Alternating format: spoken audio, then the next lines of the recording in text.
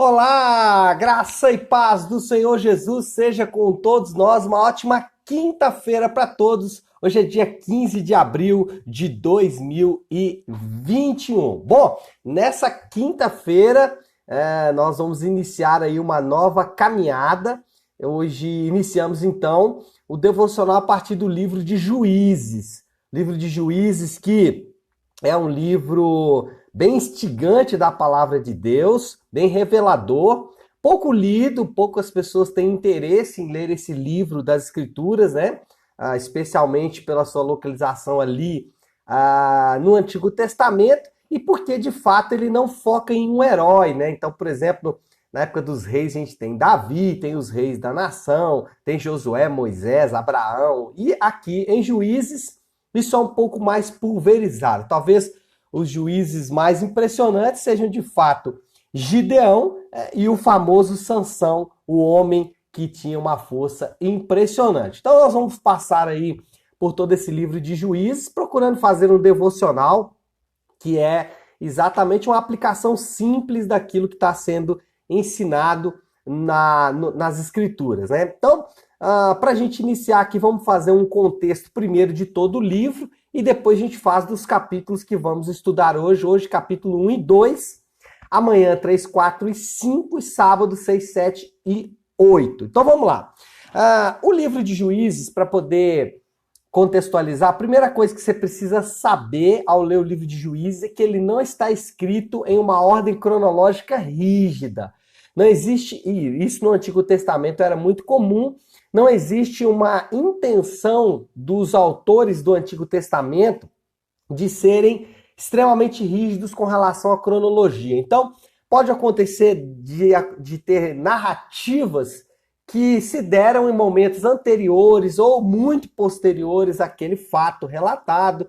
E aqui nós temos, inclusive, um exemplo já no capítulo de número 2, do versículo 1 ao versículo 5, parece que esse texto aqui, esse conjunto de textos, está um pouco fora da cronologia que está criada aqui já no início do livro. Mas isso não tem problema, o importante é se lembrar do conteúdo e do ensinamento que está por trás desse texto. Duas expressões vão marcar todo o livro de Juízes. Duas expressões, mas uma ela é mais marcante, né? Mais marcante da marcante, porque chama sempre a nossa atenção. É a expressão Deus os entregou. Então você vai, ao ler esse livro de Juízes, você vai perceber com frequência a expressão Deus os entregou. Isso não é raro nesse livro aqui de Juízes. Claro que isso vem procedido, né, a seguir, sempre vem uma outra expressão, que é a expressão de Senhor nos socorreu, né? Não dessa forma, né, mas ela vai aparecer em várias formas, né? Ouviu o Senhor o clamor do seu povo, virou os olhos do Senhor, enfim, algumas expressões que vão mostrar exatamente Deus vindo em direção ao seu povo e salvando ou resgatando o seu povo. O que nós vamos ver nesse livro é dois elementos muito latentes por causa dessas expressões, que é a corrupção humana. Então, quando nós lemos Juízes, às vezes ficamos impressionados com algumas histórias, do ponto de vista triste, né? Ficamos tristes com algumas histórias, porque elas são de fato bem marcantes, mas por outro lado também nós percebemos a fidelidade de Deus. O livro de Juízes tem uma capacidade muito grande de mostrar a glória de Deus, seus atributos funcionando em favor do seu povo. Fidelidade, amor, santidade, justiça, bondade, verdade.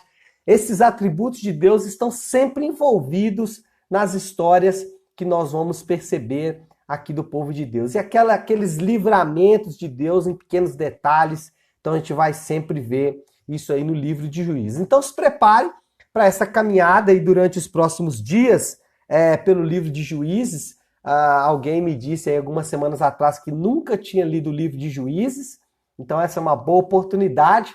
E alguém disse também que estava inclusive fazendo um jejum de 21 dias a partir desses capítulos aqui. Mas vamos lá, vamos caminhar então por Juízes, hoje capítulos 1 e 2, e já no início do capítulo, né, o autor não perde tempo, já vai acelerando, já vai mostrando a principal crise da nação de Israel, principalmente depois da morte de Moisés e Josué, que é a idolatria. Já no capítulo 2, versículo 10, um texto longo aqui do 10 até o 19, já vai mostrar que a nação de Israel já havia se entregado à adoração, à idolatria, tanto de Baal, que é um deus cananeu, como de Astarote. Eles estão ali ligados a um sincretismo religioso.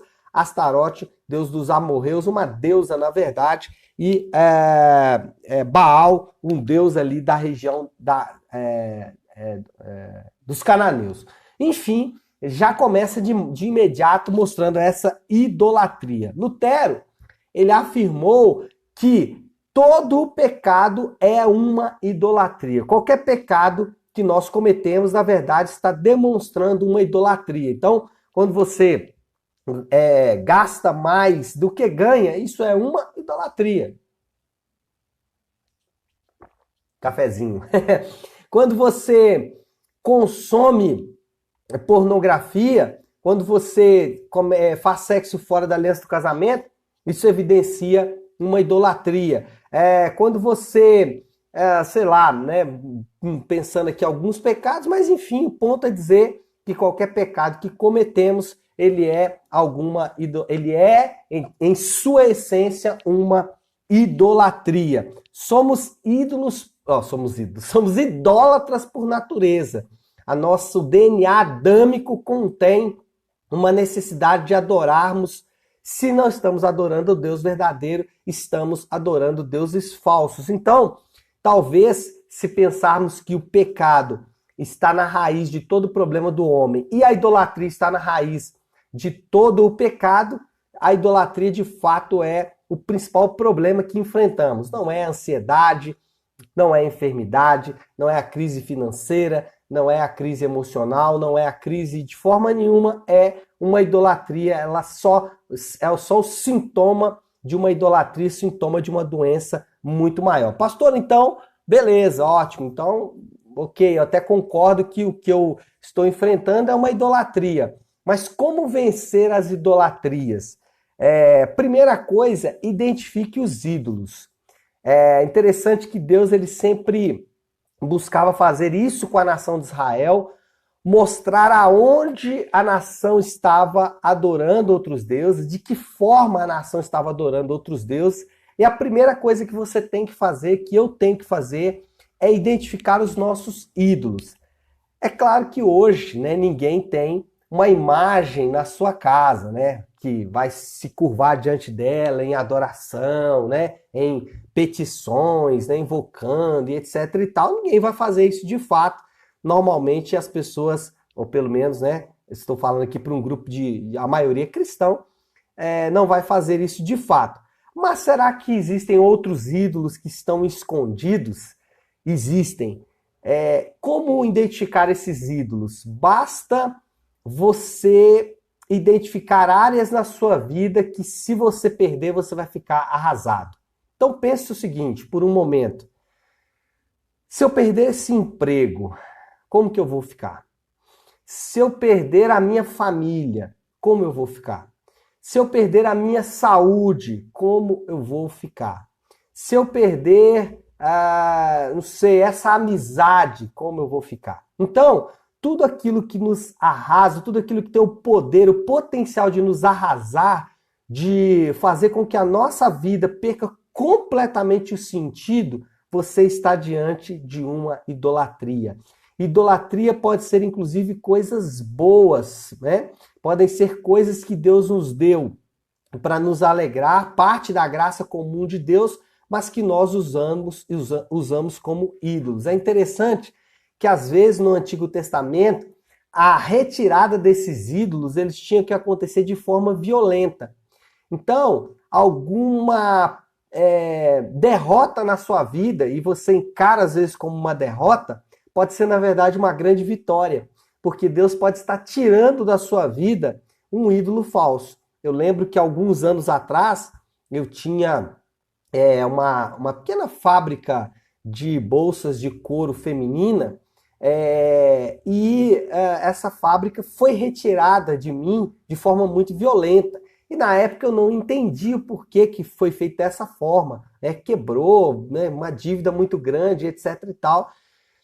E depois eu descobri que isso era uma idolatria na minha vida. Isso era um Deus que eu cultivava, eu confiava naquilo ali. E a prova disso é o quanto eu fiquei arrasado quando eu perdi aquela empresa, quando aquela empresa de fato fechou. E aquilo foi retirado de mim de forma muito violenta. Então, primeira coisa, identifique os ídolos na sua vida. Segundo lugar, e esse é importante, arrependa-se e abandone a confiança nos deuses falsos. Esse é o ponto importante.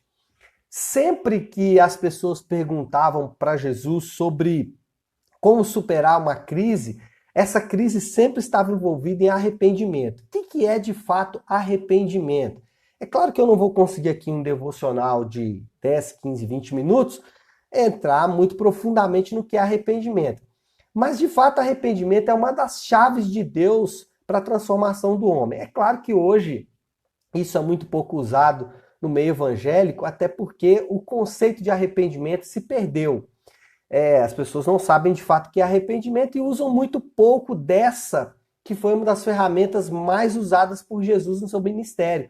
Uma das expressões que Jesus mais usou de forma direta ou indireta foi arrependam-se dos seus pecados. Os apóstolos, quando começaram o seu ministério em Atos, a pregação deles era basicamente arrependa-se dos seus pecados. Então, identificou uma idolatria? Arrependa-se. O que é arrependimento de forma bem sucinta? Primeiro, é o reconhecimento de que você estava praticando algo que corrompia ou que danificava, não sei se é essa palavra, mas que você estava de alguma forma rompendo a lei de Deus. E você precisa reconhecer isso. Em segundo lugar, você precisa de uma mudança de vida. Eu sempre dou o exemplo da minha vida financeira. Eu sempre fui um devedor crônico. Minha vida quase que inteira foi de dívidas, e dívidas às vezes até altas. É óbvio que eu não conseguia pagar. Durante muito tempo, eu procurei espiritualizar a minha idolatria. Eu dizia que o problema era que o meu pai não tinha me abençoado financeiramente, o problema é que eu não era dizimista e forças ocultas do mal, né, estavam me atrapalhando de prosperar financeiramente. Sempre que nós damos outros nomes para o pecado, ele fica disfarçado. Até que um dia, de forma milagrosa, essa idolatria se tornou evidente para mim. Eu confiava mais no dinheiro para obter felicidade do que no próprio Deus. E eu precisei então de um arrependimento. Eu não precisei orar, eu não precisei chorar, eu precisei apenas de fazer um exercício simples, gastar menos do que eu ganhava. Para isso, eu precisei organizar minha vida financeira, fazer um orçamento doméstico, colocar todos os meus gastos no papel e passar a gastar menos do que eu ganhava. Quando eu coloquei no papel quanto eu gastava, eu percebi o quanto eu estava pecando, gastando mal os recursos que o Senhor tinha me dado. Então, arrependimento é reconhecimento de que você tem, de que você está pecando e uma mudança simples, uma mudança de chave, uma mudança de prática. Às vezes não é fácil, às vezes vai ser difícil, vai ser violento, mas certamente é para o meu bem e é para o seu bem também. Então, arrependa-se. Para hoje com as práticas erradas. Para agora, não deixe para amanhã. Pare agora de confiar nos deuses falsos, porque um Deus falso produz uma esperança falsa. Muitas vezes a nossa doença emocional, eu não estou falando aí um diagnóstico médico, mas muitas vezes a nossa doença emocional é simplesmente porque confiamos em um Deus falso, em uma esperança falsa e nos deparamos com o não cumprimento da promessa desse Deus falso. Então, eu não tenho dúvidas em afirmar que a grande maioria dos nossos problemas, Aliás, eu não tenho dúvida em afirmar que a maioria dos nossos problemas, eles estão ligados a uma idolatria falsa. Então o seu choro, o seu lamento à noite, é porque você está chorando por uma esperança falsa que lhe foi tirada. A sua dor, a sua angústia, o seu medo, a sua ansiedade, ela está ligada a um Deus falso, que está te prometendo algo que ele não vai entregar. Por isso Jesus disse várias vezes, e esse é o último ponto para nós orarmos, Jesus disse várias vezes sobre fé nele. O que é fé nele? É confiar nele e não nos deuses falsos. É confiar nas suas promessas, é confiar na sua palavra. E por mais que somos cristãos, temos uma tendência a deixar a palavra de Deus para confiar na palavra dos deuses falsos. Confiar no Senhor é uma disciplina constante. Confiar no Senhor não é algo que você faz um dia na sua vida, levanta a sua mão, vai lá na frente da igreja e aceita Jesus e aí tá tudo certo, agora você tem fé. Não. Confiar no Senhor é algo constante, vai precisar ser feito todos os dias, especialmente no dia mau. O dia difícil é o dia de confiar no Senhor. E normalmente o dia difícil é o dia que nós queremos confiar mais nos deuses falsos. É isso? Vamos orar? Já estamos com o tempo bem avançado. Precisamos avançar um pouco mais nesses estudos aí, porque eles são de fato a essência daquilo que precisamos nesses dias, certo? Feche seus olhos e oremos. Pai, nós queremos nessa manhã, Senhor Deus, nos colocar diante do Senhor. Pai, nós muitas vezes procuramos, Senhor Deus, escapar destas verdades que são tão severas. Muitas vezes procuramos respostas simples, respostas fáceis. Muitas vezes estamos atrás, Senhor Deus, de uma bala de prata. Estamos atrás, Senhor Deus, de algo que milagrosamente vai resolver os nossos problemas. Senhor, nós sabemos que o Senhor é um Deus de milagres, o Senhor é aquele que pode operar de forma milagrosa em nossas vidas e nós cremos nisso, Pai. Mas também cremos, Senhor Deus, no poder da Tua palavra, de nos revelar aquilo que estamos praticando de forma errada e também de nos conduzir, Senhor Deus, pelo caminho correto, de forma, Senhor Deus, a nos mostrar aquilo que estamos fazendo e que precisamos alterar. Nessa manhã, aprendemos, meu Deus, que muitos, ou talvez a maioria dos nossos problemas estão ligados a uma idolatria, estão ligados a um Deus falso que estamos adorando. Senhor, muitas vezes é difícil identificar esses deuses falsos, muitas vezes é difícil, Senhor Deus, abrir mão desses deuses falsos, mas, Senhor Deus, é a única saída que temos para superar esses dias que são dias tão difíceis. Que o Senhor possa nos ajudar nessa tarefa, que nós possamos, meu Deus, perceber esses deuses falsos, abrir mão deles e passar a confiar tão somente no Senhor. Assim nós oramos, em nome de Jesus. Amém. Amém, pessoal? Então é isso. Olha, uma ótima quinta-feira para todos nós. Fiquem com Deus e que Deus nos abençoe.